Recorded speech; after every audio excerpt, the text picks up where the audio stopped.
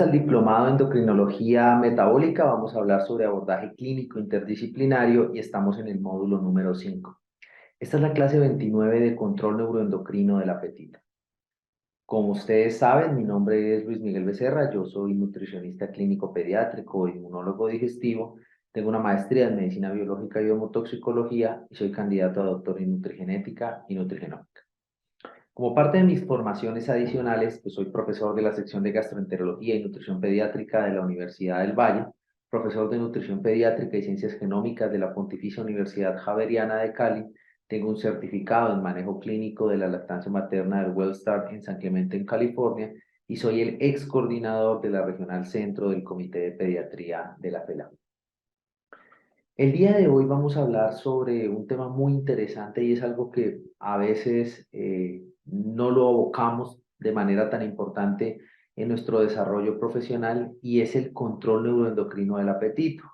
Esta visión simplista en que nosotros simplemente le decimos al paciente controle su apetito o pretendemos que las personas lo realicen de una manera muy sencilla, a veces no concurre con la realidad y sobre todo con esos mecanismos de regulación y automodulación que se generan en algunos pacientes y que van encaminados al soporte del estado tanto general como fisiológico de los mismos en el proceso de la ingesta y el control del mismo. Vamos a abordar 4 temas importantes: las bases neurobiológicas del apetito y de la saciedad. Vamos a hablar sobre la regulación a largo plazo del apetito, la regulación neuroendocrina de la ingesta y de la obesidad. Y finalmente vamos a hablar algo sobre probióticos en la regulación neuroendocrina de la ingesta. Como ustedes saben, nosotros en Vivesano iniciamos la identificación de los objetivos y vemos cuáles son las características de lo que nosotros quisiéramos que el estudiante o el profesional que recibe esta sesión pudiera llegar a obtener. Y lo que nosotros queremos es, como primera medida, que se puedan analizar las respuestas neuroendocrinas tanto del apetito como de la saciedad. De la misma manera, queremos que ustedes puedan identificar los principales mecanismos de intervención de la ingesta y la saciedad desde la visión nutricional. Y por último, puntualizar algunas opciones y evidencias que están tanto desde la vía farmacológica como desde vías anexas y todas las que están publicadas para la modificación de la regulación neuroendocrina de la ingesta, de la misma manera del proceso de saciedad y digamos que vamos a abordar varias partes del proceso como tal, del proceso de la ingesta.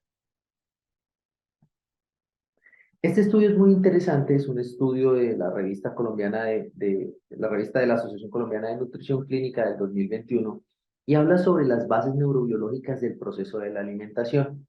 Diferentes hormonas, diferentes enzimas, péptidos y monoaminas están encaminados desde la parte gastrointestinal, desde la parte endocrina y desde la parte funcional para el control hipotalámico de la ingesta. De hecho, el proceso de regulación de la ingesta se da en el cerebro y no en el estómago. Hay algunas hormonas que son de carácter intestinal, como el GLP-1, el PYY, la CCK, la grelina, el polipéptido vasoactivo pancreático, que son esencialmente excretados por diferentes órganos y que van a estimular algunas partes del hipotálamo, como los núcleos paraventriculares y el núcleo arcuado. Estos núcleos paraventriculares y este núcleo arcuado son esencialmente los que llegan a un control general de la ingesta, en donde el núcleo ventromedial está asociado más hacia el neuropéptido y para los núcleos paraventriculares lo que tenemos es la orexina. En el hipotálamo lateral tenemos el uso de la neuropéptido Y el POMC, así como el factor ICARD, y los núcleos dorsomediales son los que hacen un sistema que llamamos sistema de compensación con el sistema corticolímbico. Desde la parte de la ingesta y desde la parte intestinal, hay algunas situaciones como por ejemplo la distensión mecánica de la cámara gástrica a nivel del estómago, algunos nutrientes como el selenio, el magnesio, el zinc, el hierro e inclusive algunos electrolitos como el sodio, el potasio y el cloro son los que permiten que haya una activación del núcleo del tracto solitario y ese núcleo del tracto solitario por las neuronas dorsovagales hacen que haya una activación del complejo vagal dorsal o del complejo dorso vagal, que también se lee así en los libros, y eso determina cambios en el sistema corticolímbico. Esos cambios en el sistema corticolímbico, adicionados a los que se dan desde el núcleo dorsomedial, del núcleo paraventricular y ventromedial del hipotálamo, hacen los que generan una mayor proporción desde la parte del control de la ingesta y sobre todo tanto de la ingesta como de la saciedad. Hay diferentes factores que se han encontrado desde la literatura que están relacionados con el control de la ingesta y sobre todo con estos procesos neurobiológicos que están asociados a cuando el paciente deja de consumir alimentos.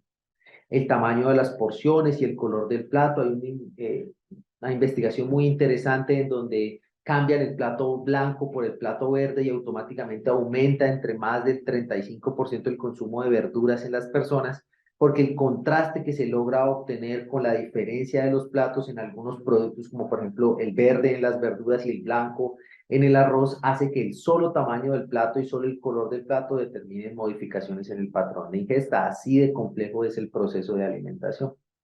La composición nutricional de la dieta es un determinante también importante en función de que las personas que consumen mayor cantidad de carbohidratos simples tienden en general a tener una mayor propensión sobre un bajo control de la ingesta y sobre una hiperfagia.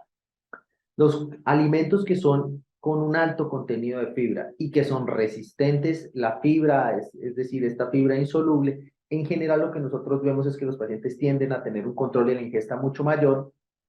primero por el control y la velocidad de la absorción de los nutrientes y segundo por algunos factores que están asociados al proceso propio de la creación de triglicéridos, de ácidos grasos de cadena corta, la regulación que se producen de los neurotransmisores a nivel intestinal y el control que se produce de estos patrones. De ahí hacia abajo, el mismo empaque de los alimentos. Se ha visto que colores como azul, el rojo y el amarillo tienden a tener un impacto visual mucho mayor en el paciente y eso hace que su propensión hacia el consumo sea mucho mayor. Por eso la mayoría de los productos comercializados, que son estos productos ultraprocesados, utilizan estas tres gamas de colores para poder fomentar un consumo mucho mayor en los pacientes y que ese proceso de la saciedad tiende a disregularse. La actividad física es el principal determinador de la saciedad. Pacientes que realizan actividad física en general son pacientes que tienden a tener una regulación de la ingesta mucho más adecuada. Por último, las preferencias alimentarias, las percepciones sensoriales y las creencias son unos determinantes también del proceso de la regulación neurobiológica del proceso de la alimentación, entendiendo esto como un proceso dinámico que se va logrando a lo largo de diferentes condiciones y que no es una visión simplista simplemente de un deseo del paciente de no consumir alimentos, sino que va más enfocado a un proceso de regulación desde diferentes factores que van desde el factor neuronal, el factor intestinal y los factores asociados, estos factores conexos, que son esencialmente algunas situaciones de las cuales podemos intervenir y mayoritariamente controlar para que el paciente tienda a tener una regulación un poco más adecuada de su ingesta. A lo largo del tiempo hemos tenido una distorsión de las porciones. Esta es una imagen que yo encontré en Facebook y lo que demuestra es que a lo largo del tiempo y en los últimos años, en los últimos 10 a 20 años, hemos tenido una distorsión bastante importante de las porciones y pasamos, por ejemplo, de hamburguesas de 333 calorías a hamburguesas de 500, de 600, hasta de 1000 calorías hemos visto en los últimos meses. Pasamos de tazas de 8 onzas a tazas de 16 onzas de café, pasamos a muffins de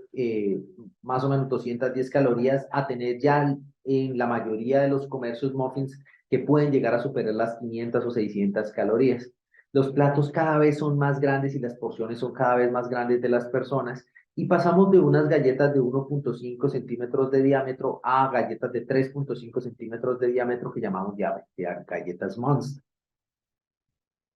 Estas características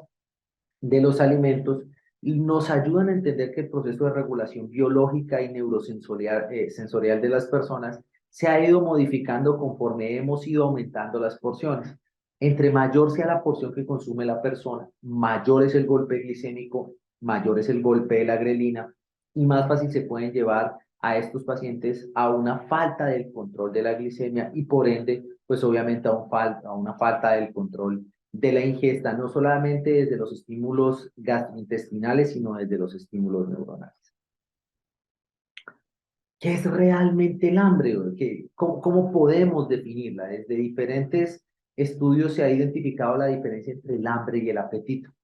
El hambre no es un constructo social, eso es un error que se ha venido cometiendo en los últimos años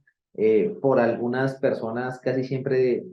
que se abocan a la seguridad alimentaria, pero el hambre no es un constructo social. Las causas del hambre sí, pero el hambre como tal no. El hambre es una necesidad fisiológica representada por un sentimiento imperioso de adquisición de alimentos para el consumo que es originada esencialmente por señales endógenas relacionadas con algunas hormonas y con el encéfalo.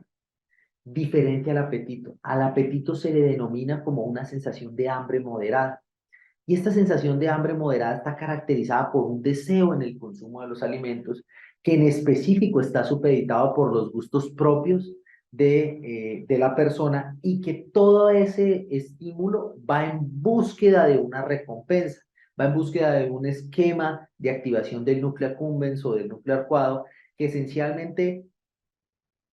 lo que trata es de suplir un deseo emocional de diferentes factores, pero no necesariamente estar asociado a diferentes situaciones que están dentro de las concentraciones bajas de la glicemia en sangre, dentro del control de la ingesta que se hace por las hormonas en el encéfalo, sino que está buscando algo más conductual. Así pues, el hambre es algo fisiológico que está determinado por modificaciones en las concentraciones de algunas hormonas y algunos nutrientes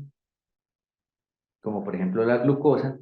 mientras que el apetito está determinado por condiciones conductuales, por condiciones de gusto de el paciente o de la persona que lo va a consumir y siempre está en búsqueda de un objetivo de tipo comportamental.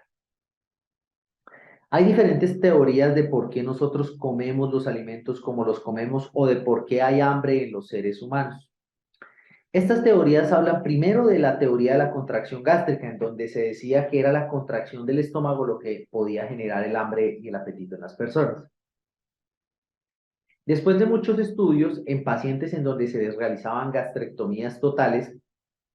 se evidenciaba que los pacientes, aún sin tener estómago, tenían una sensación tanto de hambre como de apetito, lo cual hacía que se reevaluara la teoría de la contracción gástrica. La teoría de la insulina va asociada más hacia el aumento de la insulina como un predictor del apetito y como un predictor del hambre. Sin embargo, pacientes que han tenido diabetes mellitus, que son pacientes en donde la producción de insulina es prácticamente nula, aún así desarrollaban hambre y aún así desarrollaban apetito. Lo que determinaba en estos pacientes que el aumento de la insulina no era el generador del apetito y de la ingesta, reevaluando las teorías de la insulina. Posterior a ello salió la teoría glucostática de Mayer que decía que no era la insulina, sino que eran realmente las concentraciones bajas de glucosa las que generaban hambre. Lo que se contradecía con pacientes con diabetes mellitus, en donde había una disglucemia y había unas concentraciones muy altas de glucosa en sangre, y sin embargo estos pacientes generaban hambre y generaban apetito. Entonces la teoría glucostática de Mayer, pues digamos que se reevaluó. Posterior a ello vino la teoría lipostática de Kennedy, que es la primera en donde se habla del hipotálamo. Y en esta teoría lipostática de Kennedy lo que hacen es identificar si los pacientes realmente tienden a tener hambre en función de la acción que se genera dentro del hipotálamo por parte de los ácidos grasos. Sin embargo, se encontró que algunas modificaciones en los ácidos grasos y que inclusive en estudios en donde, de ratones, en donde se les retiraba el hipotálamo, aún tenían estas sensaciones de apetito y de hambre. Entonces, se reevalúa la teoría lipostática de Kennedy. La teoría de la termorregulación decía que hay una disminución de la temperatura, se genera realmente el proceso del hambre y del apetito.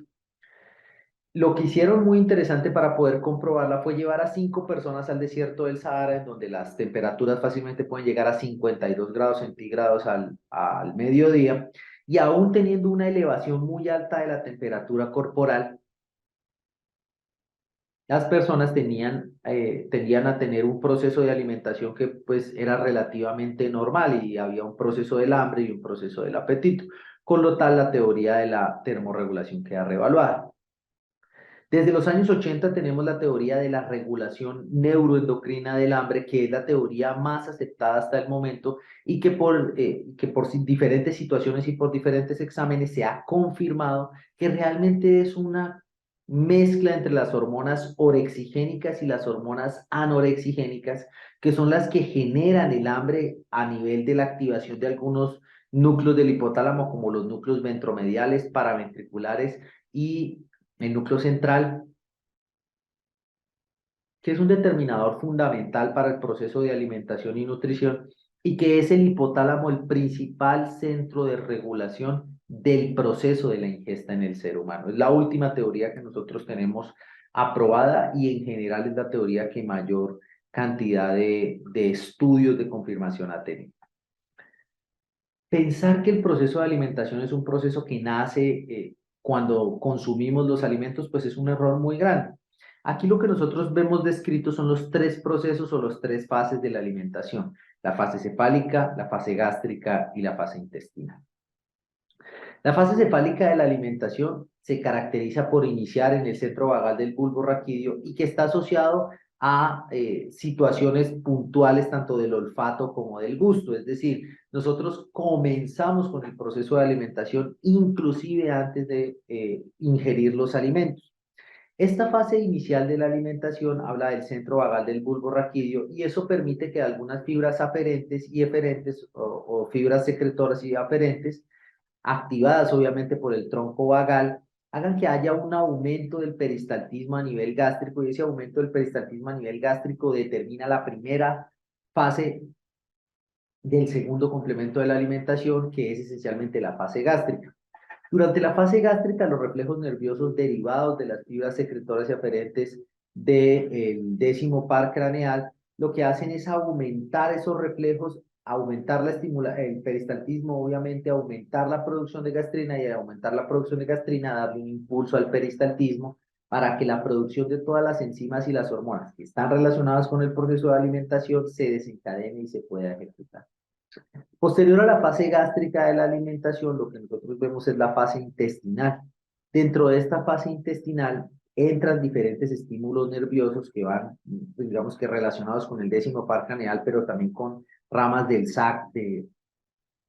los nervios esplénicos y de los nervios sacros, que son determinantes para poder identificar cuándo se da un movimiento mayor o menor del intestino, que determinará los procesos de alimentación, el proceso absortivo y toda la secreción de enzimas y de hormonas. Sin el movimiento intestinal, sin la activación nerviosa, sin el estímulo del centro vagal del bulbo raquídeo, no se podrían generar toda la cascada de acciones propias del proceso de alimentación, y las fases de la alimentación serían completamente desordenadas, generando una gran sintomatología en los pacientes, que de hecho es una de las causas fundamentales en donde se presentan algunas situaciones. La regulación neuroendocrina del hambre se fundamenta en dos procesos: el proceso anabólico y el proceso catabólico. Es realmente una mezcla entre el uno y el otro, porque en eso vivimos todo el tiempo, entre el anabolismo y el catabolismo. A corto plazo, nosotros tenemos una regulación de inicio del proceso del sistema anabólico, que está caracterizado o del hambre, que es algo fisiológico, o como les digo, del apetito. Pero a nivel catabólico tenemos un llenado y una saciedad que está mediada por todo ese proceso de regulación del proceso absortivo, en donde ya no necesitamos anabolizar, es decir, no necesitamos recoger esos estructuras químicas que nosotros les damos el nombre de nutrientes, sino que ya lo que necesitamos es empezar a gastar. Por eso tenemos una regulación a corto y a largo plazo.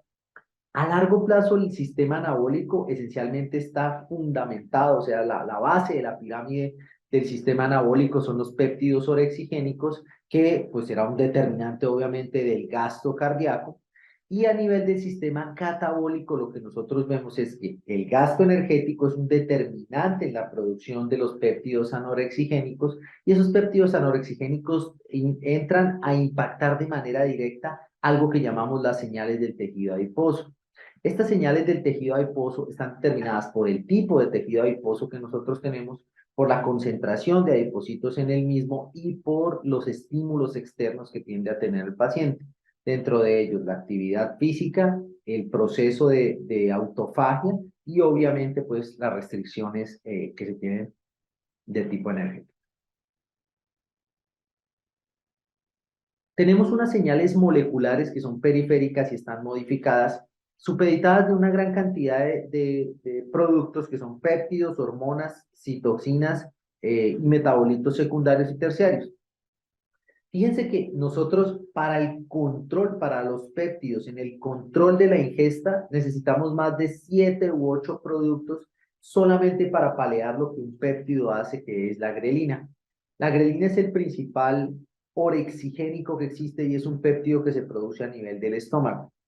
Imagínense cómo es de fuerte la acción de la grelina, que necesitamos colecistoquinina, enterostatina, péptido similar al glucagón o el GLP-1, somatostatina, amilina, péptido liberador de gastrina y péptido PYY para controlar el proceso de acción que realiza la grelina y para hacer que las personas disminuyan dentro de su patrón de ingesta el proceso de consumo de alimentos. Entonces, el poder que tiene la grelina es un poder muy alto.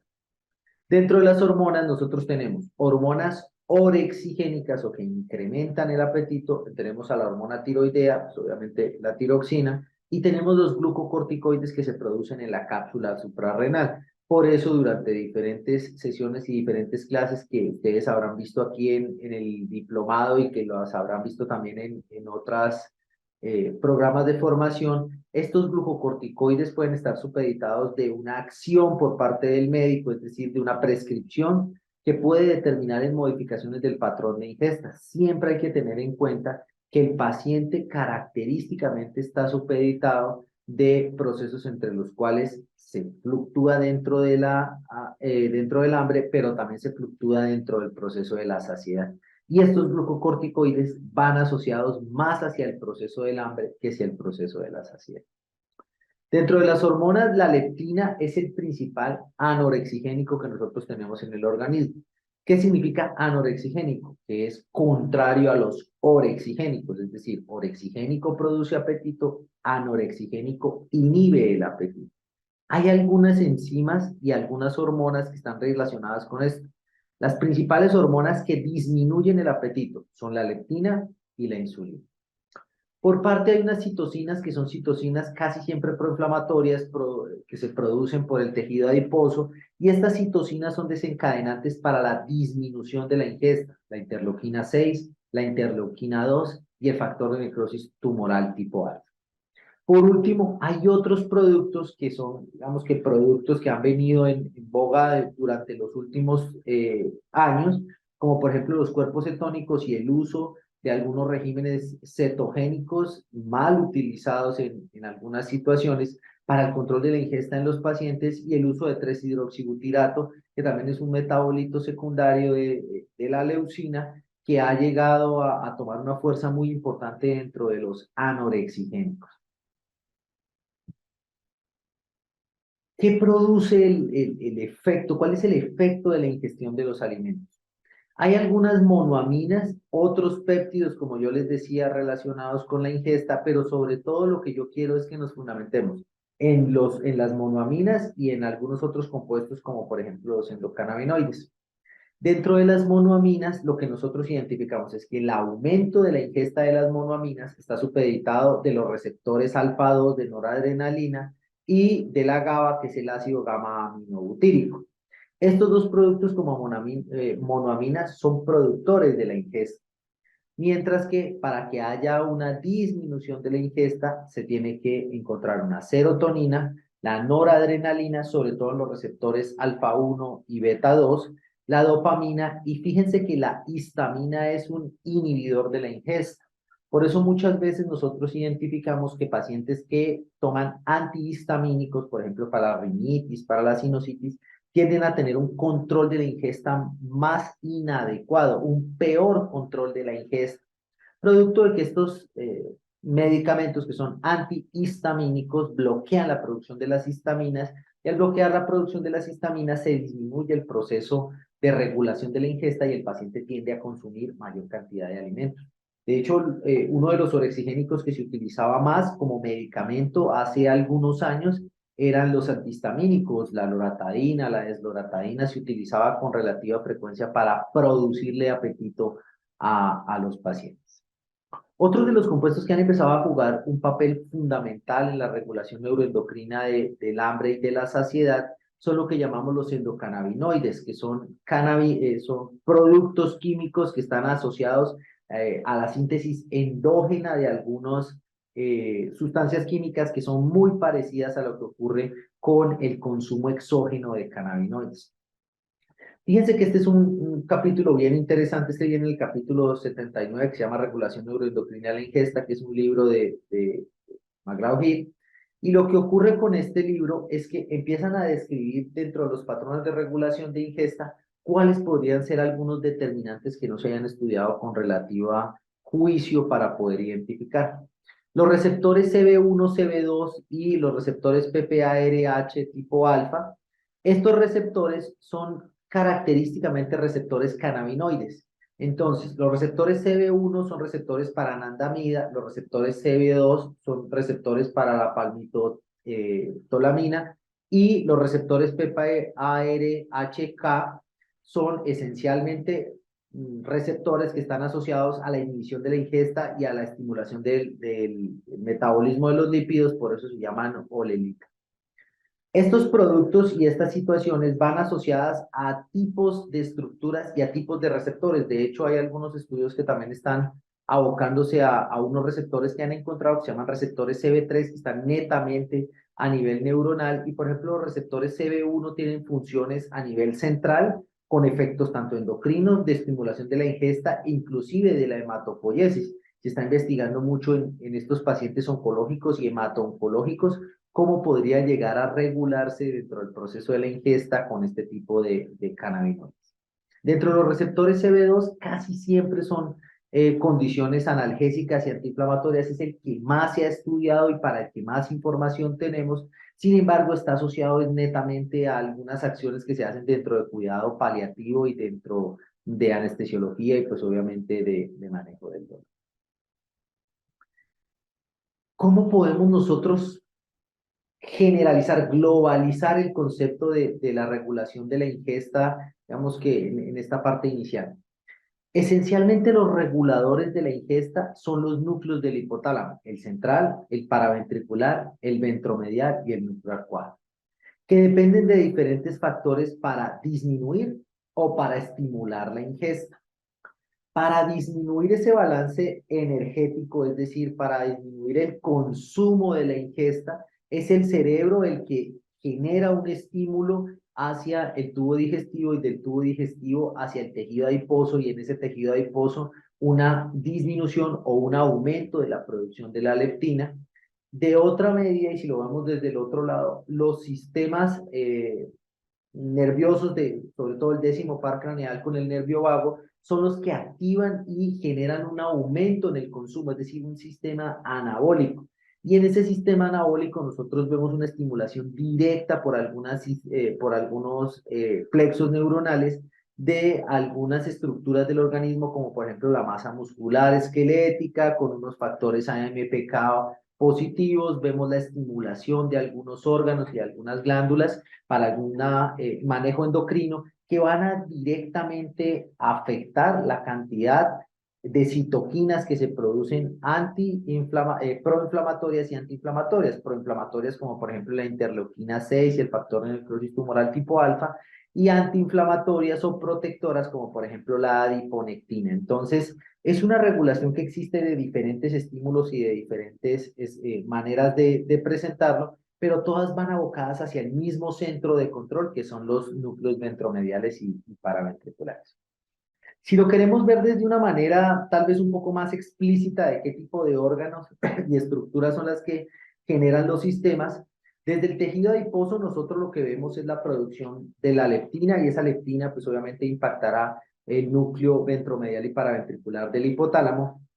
Desde la parte del páncreas tenemos la producción de la insulina, el polipéptido vasoactivo pancreático, la amilina y el glucagón, que irán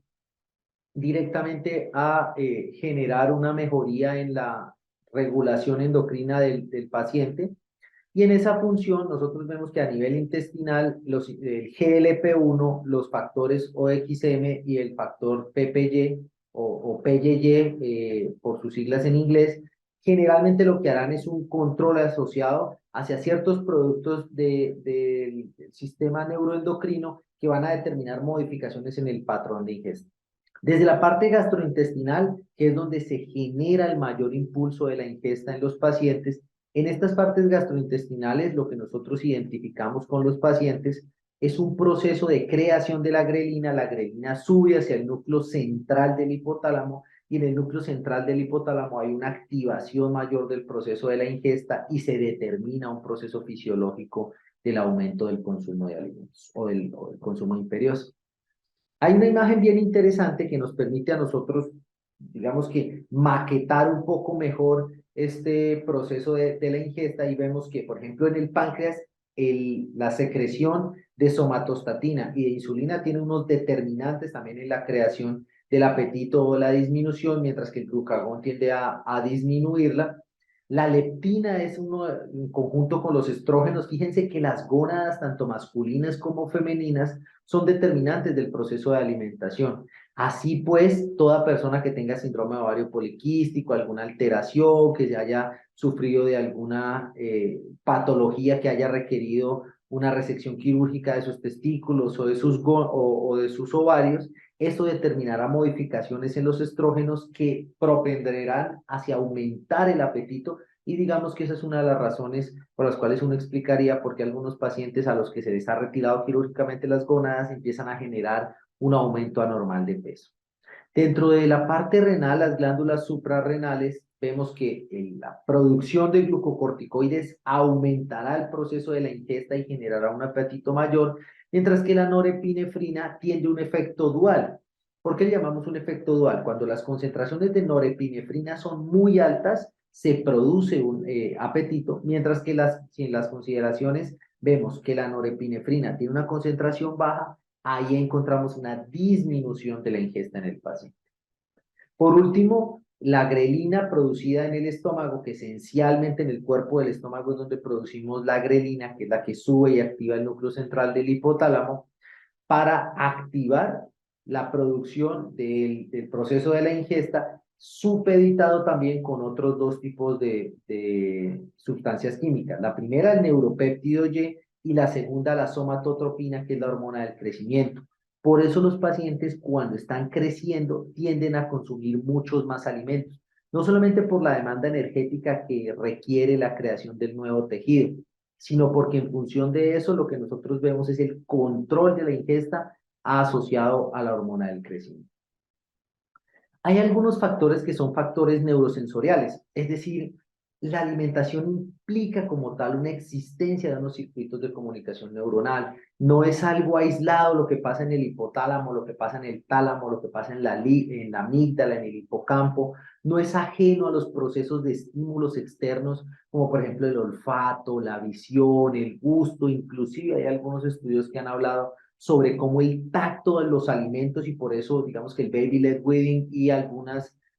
corrientes de alimentación complementaria como el método Blitz puede llegar a generar que en el paciente el proceso de alimentación se regule mucho más. Algunos pacientes en donde hay una disminución de la ingesta, lo que hacemos es permitirle al paciente comer y muchas veces le damos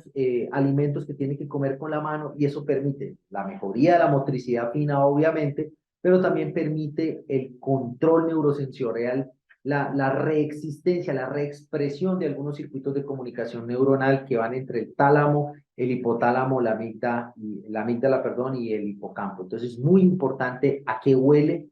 cómo se ve y cómo es el tacto de la comida. Comer con la mano muchas veces también puede llegar a regular algunos procesos neurobiológicos. No hay que desestimar esas modificaciones pequeñas y esos cambios pequeños en el proceso de alimentación.